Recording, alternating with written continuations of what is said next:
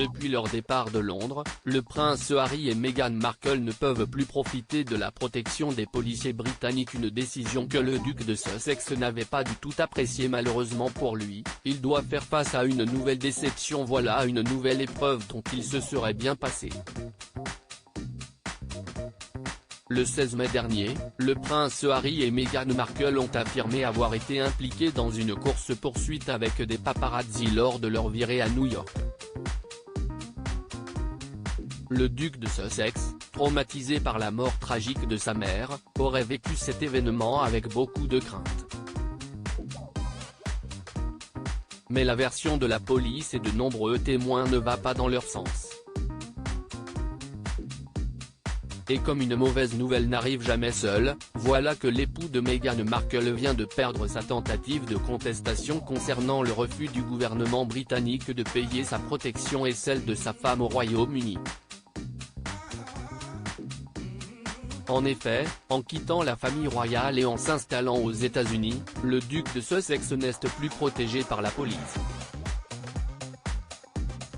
Cette décision sans précédent a été prise par le comité exécutif pour la protection de la royauté et des personnalités publiques, RAVEC. Mais rapidement, le prince Harry avait fait une demande de contestation auprès des autorités pour conserver ce droit. Selon Reuters, celle-ci a été rejetée lors de son deuxième examen par la Haute Cour de Londres. Pour défendre leurs clients, les avocats du prince Harry avaient indiqué que le comité exécutif n'avait pas le pouvoir de prendre cette décision. En premier lieu, une très mauvaise nouvelle pour le prince Harry, mais pour la police et le gouvernement, il ne serait pas normal de permettre au 5e rang du trône de payer pour sa protection.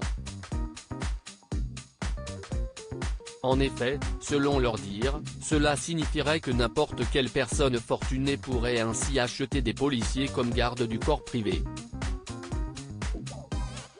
Finalement, le juge de la Haute Cour de Londres, Martin Chamberlain, a décidé de se ranger du côté de la décision de RAVEC et de refuser sa demande de révision judiciaire. Le raisonnement de RAVEC était qu'il existe des raisons politiques pour lesquelles ces services ne devraient pas être disponibles contre paiement, même si d'autres le sont parfois. Je ne détecte rien qui soit irrationnel dans ce raisonnement, a-t-il déclaré. À propos de l'auteur passionné de People, j'écris sur Closer depuis 2020.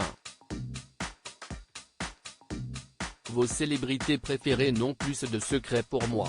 Ces derniers articles, Thomas Pesquet furieux, Ferrarissime, le spationaute français tape du poing.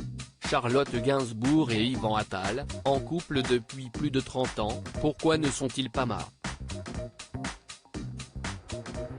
Ce que je préfère chez lui, CIST, le message cocasse de Laurie Tillman au sujet d'une perso.